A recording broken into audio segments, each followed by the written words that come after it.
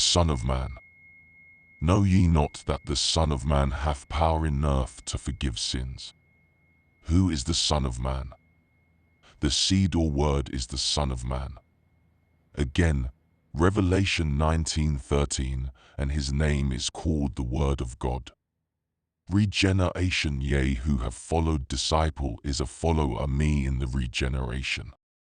Read entire chapter of Matthew 19. Sell or exchange what thou hast and give to the poor. Return 1/10 of the descending substance to the pineal gland, the central eye and the upper brain that is slowly but surely wasting away, therefore getting poor every day. Matthew 19. How can this poverty be prevented? See Matthew 19. With man, carnal or Adam of earth, earthy, it is impossible, but with God all things are possible.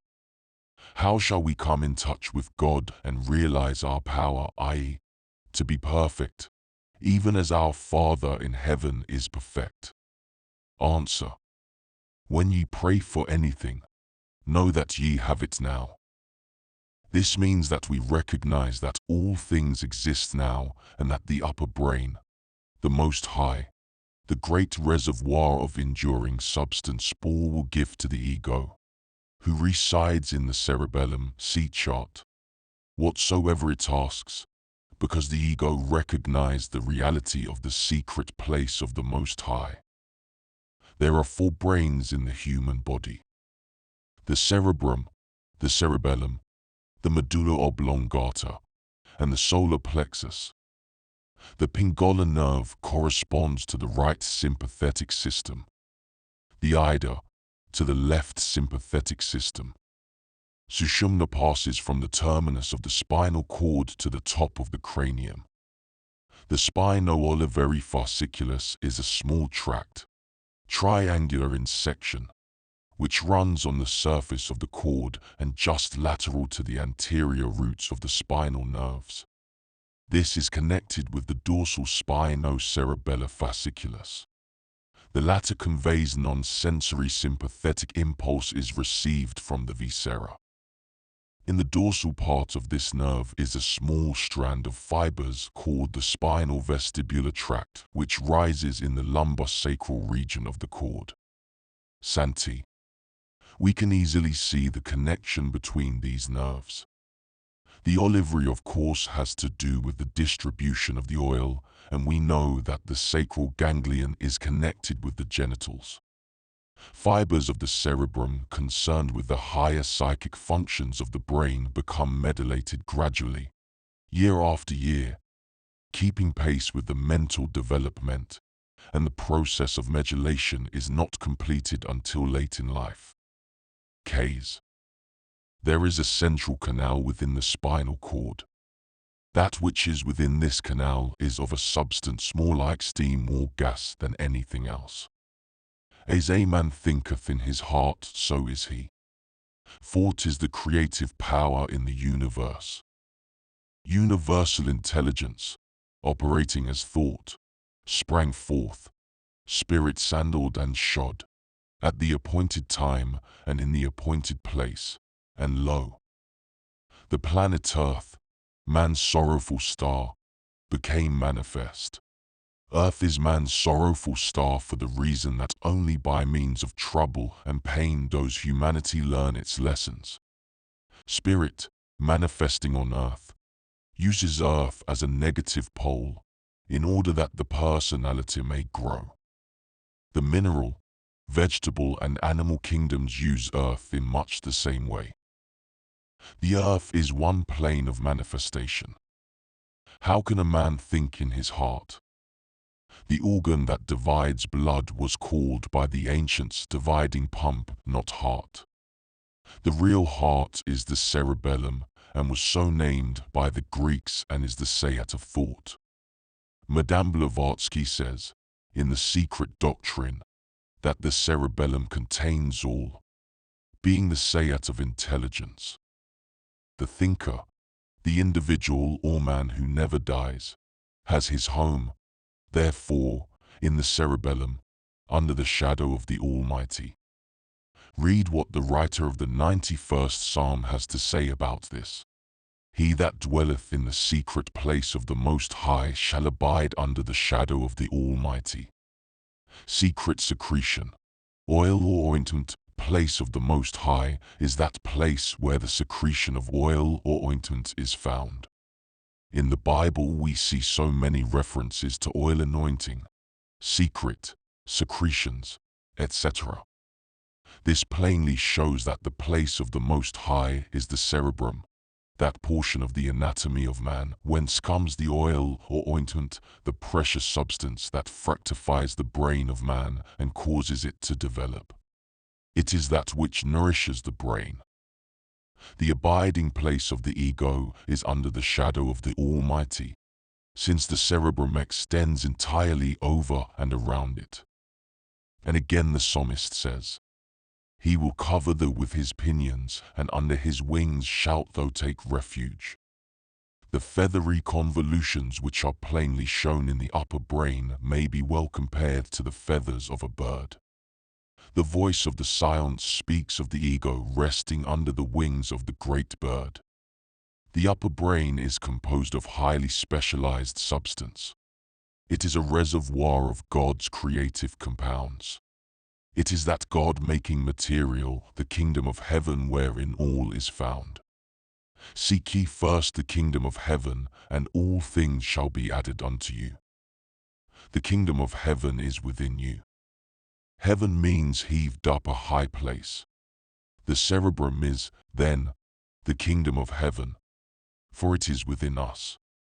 By seeking it we draw from it the precious oil or ointment which shall nourish the brain and therefore cause it to grow and expand. Certain parts of the brain cells are dormant. They are in a certain slow rate of motion or activity, and, therefore, answer to vibrations of their kind. Let us suppose, for example, that little cell in the brain is composed of spirali, spirals of nerves, 7 sets of which can be seen by the trained occultist. In a person of low intelligence, only 3 or 4 of these spirali will be found to be active, while the man who is already working along the line of regeneration, living the life of self-sacrifice, will show 5 and 6 in active operation. The higher and more lofty the quality of the thought, the finer or higher the vibration. Just as the vibration of the ether strikes upon the tympanum of the ear and produces sound, so are the spirali of the brain cells operated upon by the fingers of the heavenly man, when the kingdom is sought. Thought, then, is a vibration, and as a man thinks so does he vibrate his brain cells. How many people really think? The war has done more to wake people up and set them to thinking than anything else ever could have done. It has started that process in many people. It has forced them to think. Thought is a particular development of ideas, something entirely apart from the hitimus, ramshackle process which was supposed to be thought. Let us begin to think. Let us choose the material from which we shall build our temples, the temple of the living God. The process that the average man calls thought is not consecutive thinking. God hasten the day when people will realize that all that is, has been or will be, is the result of thought. Thought is both creative and destructive. Not only are we making our bodies now, but we are making those which we shall wear in the future. By the future I mean when the individual is reincarnated. A great thinker has said, "Know this mighty fact, the soul is but the fruitage of thought tinctured and tarnished with the emotions, passions and desires of the flesh." First, as regards the physical body, thought selects the food by which the body is nourished.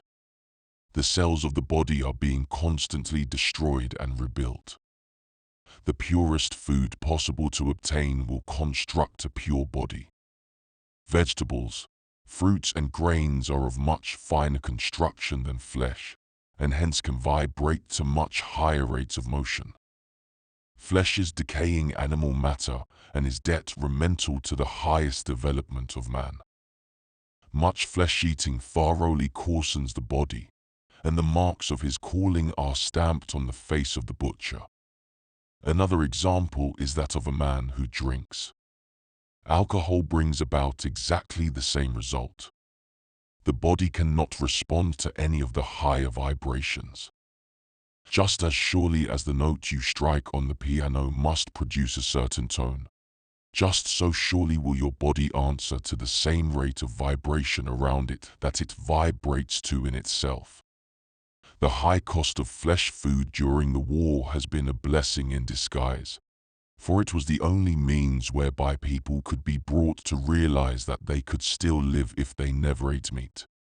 Then, after a time, they will begin to realize that they can enjoy much better health without it. If you wish to do a fine, delicate piece of work, you would not use cuss or unwieldy instruments in doing it. Just as true is it that the vehicle of the Spirit, Solomon's temple, must be delicately and finely constructed. The body must be kept scrupulously clean and be given sufficient exercise. If your body is not satisfactory to you, it is because you have indulged in thoughts that have marred its construction.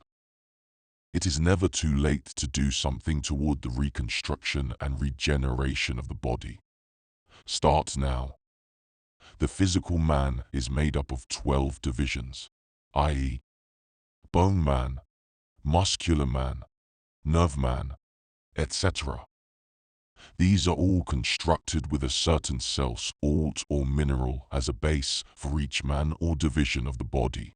See relation of the mineral salts of the blood to the signs of the zodiac. Each cell of the body is a living, throbbing intelligence.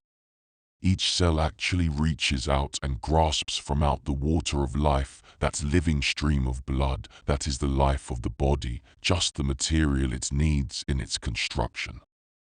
The quality of the force called into action in any kingdom determines the quality of the offspring. You are directly responsible for each thought that occupies your brain. The soul is the thought man, and the emotional man that occupies the physical bodies resembles it in form and feature. We do not here refer to the spiritual ego. If, then, our thoughts build our bodies, what thoughts are the cell lives of the body filled with? We must naturally see that they are, in vast numbers, filled with thoughts of fear, strife and blood. Fears of microbes, disease, poverty, the neighbors, the weather, the night air, the dark, burglars, etc., etc. Eternal strife for wealth, position and power, for material benefits, so-called. All this brings about war, the cell life gorged with blood, calling for the blood of its brothers. Is not the cause of the war clear? Do not thoughts pollute the very air? Is it not true that our thoughts affect those around us? What about the cells that we throw off from our bodies every minute, cells that we have built and that are impregnated with our thoughts? What is the matter with the people in the world? For there is nothing the matter with the world itself. Each cell, then, that we throw off from our bodies, hour by hour and day by day, bears the stamp of our thoughts upon it. These go to make up the record of our lives, which those whose eyes are opened can read. In occultism, this is called the Akashic record. Then each man is the recording angel. Like attracts like. Birds of a feather flock together. These are trite sayings. We see, then, that the cellular construction and fineness of the tissues of the physical man is determined by the character of the thoughts we store away in them. The prodigal son wasted his substance in riotous living. His thoughts were turned toward the indulgence of the lower passions, like the rich young man who went away sorrowful because he had many possessions. Therefore the precious substance, the oil or ointment, the elixir of life, was sold for a mess of pottage. The seed, Jesus, or Christ, was not saved. If his thoughts had been pure and clean, the seed would have reached the cerebellum and would have increased in power 1,000-fold. They then would have become the anointed of the Lord, would have received the oil or ointment. The prodigal would then have become the son in whom the Father was well pleased. When the thoughts of the disciple are purifying from every undesirable thought, then he becomes the son of the Master, for his thought flows like a river through the consciousness of his Lord. His body has become transfigured, for each seed has become crucified and christed. Each cell of his body has thrown off all its impurities and has become white in the blood of the Lamb, for the blood of the Lamb is as a crystal stream.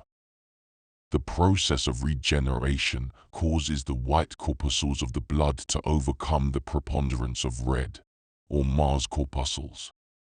Therefore the flesh becomes transparent and he manifests more and more of the Father. He is no longer man, but has become a God. Paul says, "Now, then, are we the sons of God? All things I have done ye can do, and greater."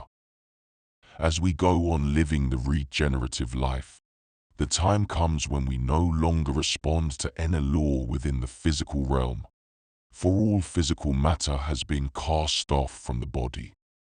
It is sown a material and is raised because the seed has been raised, the rate of vibration has been raised, the spiritual body, and the kingdom of heaven has been attained. He that overcometh, the above sentence occurs 9 times in Revelation. To overcome a vice or habit means to cease to do it. In the scriptures, overcome is used to symbol the triumph of the ego over sex or animal desire.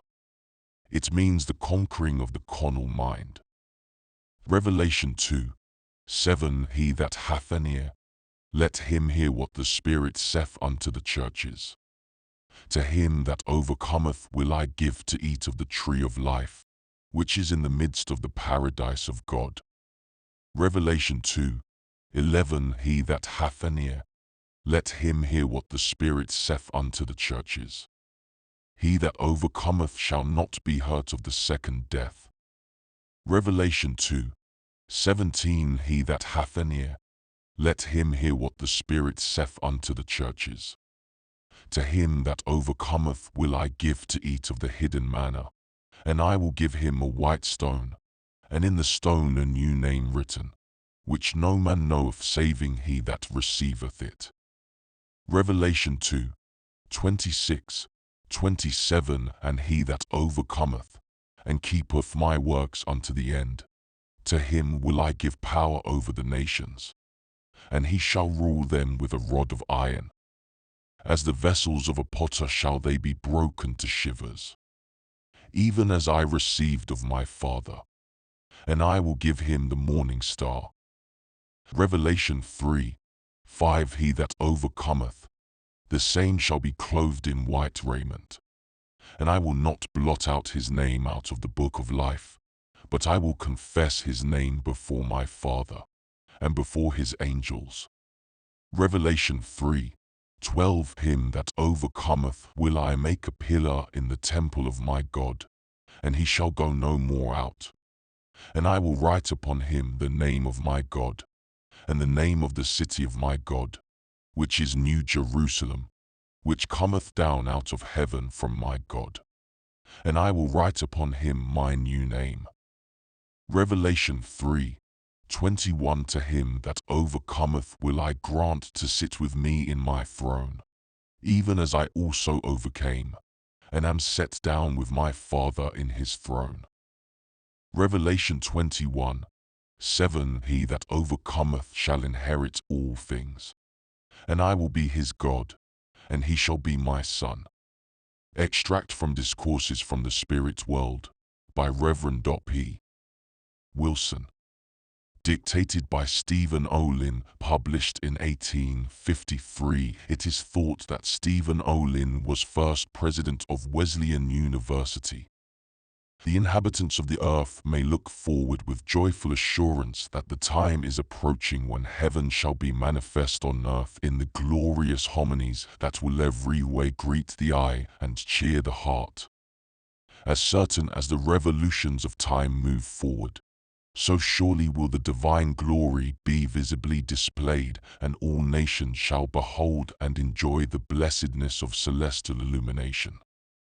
Such being the future and happy result that awaits the earth and its inhabitants, how important, fellow mortal, is your duty to hasten on the grand consummation. Arise from your inactivity and dullness and move forward in obedience to the laws of your being. Let no excuse prevent the utmost development of your whole nature. Exercise all the powers of your mind and body with reference to the harmonial unfolding of yourself. Do what you can to assist others in the great work of spiritual and physical development. Learn from the volume of inspiration in the universe without, and let your spirit look within for still higher manifestations and more refined enjoyments. Consummation 1927.